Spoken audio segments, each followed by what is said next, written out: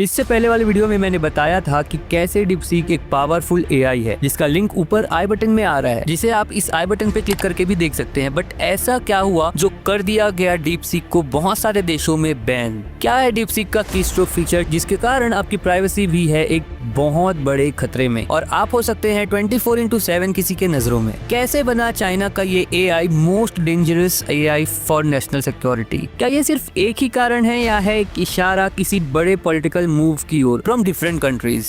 ChatGPT का सबसे बड़ा कॉम्पिटिटर आज खुद ही रेड जोन में खड़ा है। वो इंग्लिश में एक फ्रेज है ना कि the higher you rise the harder you fall. तो ज्यादा वक्त बर्बाद किए बिना आइए समझते हैं डीपसीक के डाउनफॉल के पीछे के ऐसे ट्रुथ को जो आज आपको हैरान कर देगा with lots of fact with फैक्टोमैनियक।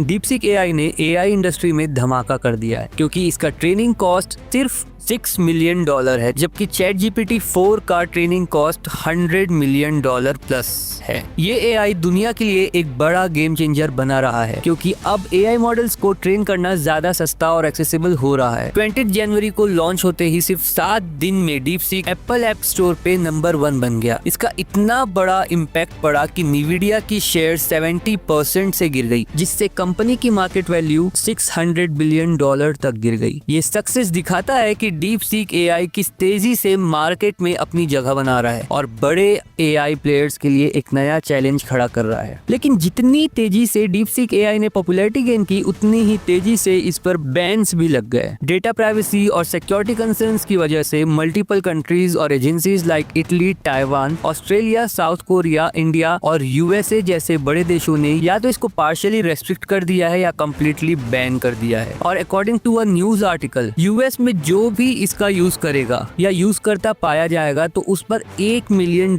यानी इंडियन करेंसी में अगर कन्वर्ट करे तो 6.5 करोड़ का फाइन लग सकता है या फिर 20 साल तक का जेल। सिर्फ यूएस ही नहीं, कई और कंट्रीज की गवर्नमेंट एजेंसीज भी डीपसीक पर रेस्ट्रिक्शंस लगा रही हैं। नासा और यूएस नेवी ने अपने एम्प्लॉयज के डिवाइस पर इसको ब्लॉक कर दिया है। साउथ कोरिया के ट्रेड मिनिस्ट्री ने भी सिक्योरिटी कंसर्न्स के चलते इस पर टेम्पररी बैन लगा दिया है और साउथ कोरिया के पर्सनल इंफॉर्मेशन प्रोटेक्शन कमीशन ने भी डीपसीक से ये डिमांड किया है कि वो क्लियर करे कि यूजर्स का पर्सनल डेटा कैसे मैनेज किया जाता है। ऑस्ट्रेलिया, इटली और ताइवान की गवर्नमेंट ने भी डीपसीक को अपने सारे ऑफिशियल डिवाइसेस से रिमूव करने का ऑर्डर दिया है। डीपसीक एआई के सिक्योरिटी कंसर्न्स तब सामने आए जब एक्सपर्ट्स ने इसके डिजाइन फ्लॉज पर सवाल उठाए। अकॉर्डिंग टू रिपोर्ट्स, इस एआई में हार्ड कोडेड इंक्रिप्शन कीज का यूज किया गया था, जो एक बड़ी सिक्योरिटी रिस्क है। हार्ड कोडेड इंक्रिप्शन कीज का मतलब है कि इंक्रिप्शन के लिए एक फिक्स की ऐप के कोड में लिखी होती है जो कभी चेंज नहीं होती। इसका सबसे बड़ा नुकसान ये है कि अगर कोई अटैकर ऐप का कोड रिवर्स इंजीनियर कर ले तो वो आसानी से इस की को निकाल सकता है और यूजर्स के सेंसिटिव डेटाज एक्सेस कर सकता है। दूसरा बड़ा इशू ये था कि डीपसीक यूजर्स और डिवाइसेस से रिलेटेड डेटा बिना प्रॉपर इंक्रिप्शन के डायरेक्ट चाइनीज कंपनीज को भेज रहा था, जो प्राइवेसी और सिक्योरिटी के लिए एक और बड़ी चिंता का टॉपिक था। वहीं दूसरी ओर OpenAI enterprise grade encryption technique का यूज करता है, जिसमें सिक्योर और डायनेमिक इंक्रिप्शन कीज होती हैं जो टाइम टू टाइम चेंज होती हैं और सेफ जगह स्टोर की जाती हैं, जो अनऑथराइज्ड एक्सेस को रोकने में भी मदद करती है। भले ही ChatGPT और डीपसीक एआई दोनों के टर्म्स एंड कंडीशंस में थर्ड पार्टी डाटा शेयरिंग का क्लॉज सेम है, लेकिन सिक्योरिटी और डेटा एक्सेस पॉलिसी में बड़ा फर्क है। अगर यूएस गवर्नमेंट ओपनएआई से यूजर डेटा मांगे तो कंपनी कोर्ट ऑर्डर के बिना रिफ्यूज कर सकता है, जबकि चाइना में कंपनीज लीगली मजबूर होती है डेटा प्रोवाइड करने के लिए। इसी वजह से कई एक्सपर्ट्स और गवर्नमेंट्स ने इसे एक बड़ी सिक्योरिटी थ्रेट माना और इस पर बैन लगाने लगे। अब आप में से कुछ सोच रहे होंगे कि किस टाइप का डेटा, तो मैं बता दूं कि डीपसीक एआई की प्राइवेसी पॉलिसी के मुताबिक ये अपने यूजर्स का बहुत सारा पर्सनल और टेक्निकल डेटा कलेक्ट करता है। इसमें शामिल होते हैं ईमेल्स, फोन नंबर्स, पासवर्ड और डेट ऑफ बर्थ, जो एप्लीकेशन में रजिस्टर करने के लिए यूज होते हैं। इसके अलावा चैट हिस्ट्री, यानी जो भी टेक्स्ट या ऑडियो यूजर चैटबॉट में इनपुट करता है वो भी कलेक्ट किया जाता है। एक और बड़ा कंसर्न ये है कि डीपसीक यूजर के डिवाइस और नेटवर्क का टेक्निकल डेटा भी स्टोर करता है, जैसे आईपी एड्रेस, की स्ट्रोक पैटर्न्स और ऑपरेटिंग सिस्टम का डाटा। की स्ट्रोक पैटर्न का मतलब है कि ऐप ये भी ट्रैक कर सकता है कि यूजर कीबोर्ड कैसे यूज कर रहा है। डीपसीक की स्ट्रोक पैटर्न ट्रैक करता है। इसका मतलब है कि ये सिर्फ आपके टाइप्ड कंटेंट नहीं बल्कि आपका टाइपिंग स्टाइल भी रिकॉर्ड करता है। ये देखता है कि आप किस स्पीड से टाइप करते हो, कीज कितने टाइम तक प्रेस करते हो और आपके टाइपिंग मिस्टेक्स और करेक्शन का पैटर्न पैटर्न भी रिकॉर्ड करता है। इसका रिस्क ये है कि आपका टाइपिंग पैटर्न एक यूनिक फिंगरप्रिंट की तरह होता है जो आपकी आइडेंटिटी रिवील कर सकता है,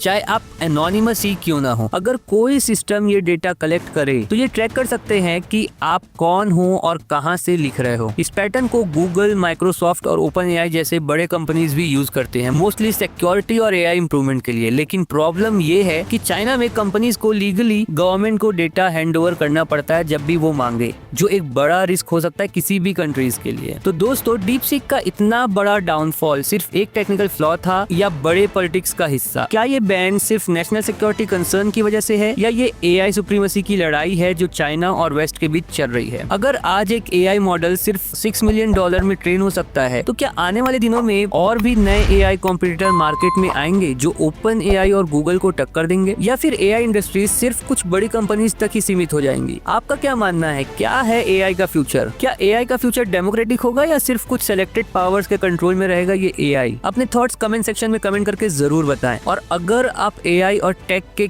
ऐसे ही डीप एनालिसिस और फैक्ट्स देखना चाहते हैं तो फैक्टोमैनियक को सब्सक्राइब करना ना भूलें। मिलते हैं हमारे नेक्स्ट वीडियो में, तब तक के लिए कीप एक्सप्लोरिंग, कीप लर्निंग।